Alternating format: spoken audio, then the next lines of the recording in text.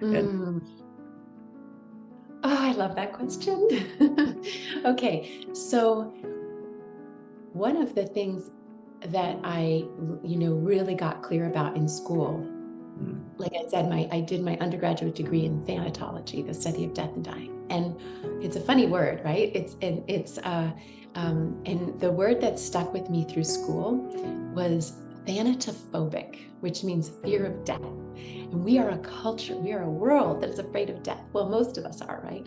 And that became something that was intriguing to me, and I was struck by it because quite literally, I mean, of course, I love, the individuals that I've lost in death, and I mourn them and I miss them. But I wouldn't say that I'm afraid of death. It's just my wiring. Like I said, I've always been able to see things differently. So I never saw it as an end. And I have been able to connect with souls who have transitioned, and what gets conveyed is just this bliss, this glorious experience. Even the moment of death has been conveyed to me that way. I mean, this is just what has come to me by way of my own intuitive connections, but meaning from souls who have transitioned. That's the message they come forward with. And you know what else? What I think is so powerful that consistently has come through intuitively from souls who have transitioned is that there is support at every turn. There is no felt sense of being alone. So to me, I haven't had the fear, but I was so intrigued. I know that this is really hard for people, and some people are very afraid, and that's also perfect because there's a learning in there. That their soul is wanting. I believe that anytime there's resistance, there's so much learning. So I'm never afraid of the resistance, and I find it to be just a valuable sort of focus that says to you, oh, if there's resistance there, tune into that, because there's some wonderful freedom there for you if you can unpack it. But what emerged for me with the mythology was this emphasis from Inanna that with death is birth, because the descent then leads to the rise. And we know this in our everyday life, right? Like the day ends and a new one begins, and when we, in healing, even in healing, right? We let go, if we've healed, we let go of the wounded parts of self. So there's an aspect that those wounded parts of ourselves die and the healed part emerges. So it's always these two sides of the same coin. And it's a rite of passage, right? That's what intrigues me so much about it, is that just like birth, when we attend a birth, it's a rite of passage that we're bearing witness to, and there's an awe and a celebratory feel to it. And for me, this is just my personal experience, but for me, when I have sat with people who have transitioned, it does feel like a sense of awe fills the room, and a sense of peace, which I know can, certainly even, that's not always the case when you are saying, well, but there's traumatic experiences that people, transition through and such. And absolutely, that there can be the experience that's challenging and traumatic, but the actual passing is, the actual time where the person, their soul leaves the body is in my experience, what I have witnessed, beautiful, but what's important is that, I think of meditation as this way, that where meditation in training us to let go, to continuously be here right now, not be attached, be here. If you're working with the breath, for example, and you start to think about your grocery list or something, and you just gently come back to the breath, you're learning how not to be attached. And it's a training for transition of all kinds. And so we are blessed in this life with opportunities at every turn to cultivate a sense of, I would say, clarity around transition, to acknowledge that when we go through the end of a day, when we go through a breakup, when we go through that, that is all assisting us for the great transition of death. And so the key, I would say, is consciousness, bringing your consciousness to the presence, to the experience, being present, and to see what's available for you in it. When we let go of a wounded part of ourselves and heal, for example, so the old part of ourselves, the wounded part dies, and what emerges is the healed. How do you experience that? Are you in a sense of excitement? Are you in a sense of peace?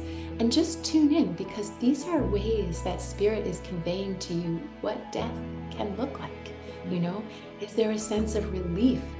I have just healed. That part of me just died, and I'm now stepping into this new. Are you relieved? Because perhaps that may be a feeling or a quality that you experience as you transition. So we're having these opportunities. If we bring our consciousness to it and we are present with ourself and our inner process, so much becomes revealed, and these begin to dismantle our fear, right? And also the way that we can see transition is transition. So how we negotiate it now as we get comfortable with it, some of that fear just begins to dissolve anyway, just because of the experience, the continuous experience. We become sort of like desensitized to the resistance of fear, and we start to say, well, I know quite well how to move through transition, and in fact, I've observed that I know how to move through it with grace, right? That's the idea that we can access when we watch ourselves, when we invite in this consciousness of observation of how are we moving through the world. And when you train yourself to move through any transition, like, I don't know, imagine a parent launching their child, in college or something, how you may cry, you may be really sad, but are you also being really graceful? Are you finding ways to, open to new parts of yourself because you have more time? And how do you respond to your child that you've launched? What are you doing? Are you reaching out to other people who have also launched their kids and offering support?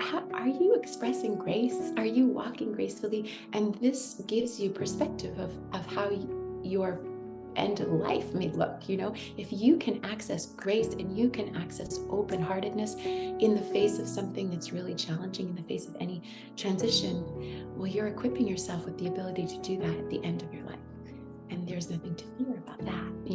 So it's just inviting in different perspectives. I will also say, the more that you think about death, right, like if somebody, because I think a lot of the thanatophobia, the fear of death, is that we don't even look at it.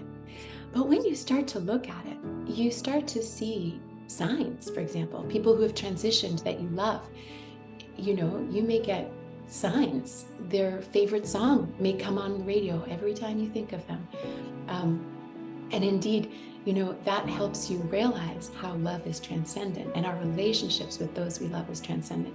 So it keeps going. The language of spirit is thought. So when we think of a soul that has transitioned, we're in connection with them. Let's imagine like my own mother, right, who has passed. When I am thinking of her, I know she's thinking of me, and I know we're in communication. So it doesn't feel over. I also can experience many people, even when I was doing straight up grief counseling in a hospice setting, people would come in all the time and they would say, my loved one left me a sign. I keep finding these pennies. That was our message, or this song keeps coming on. I mean, this was not like once in a while. This was all the time. And then the other way is to think of like the different ways of connection.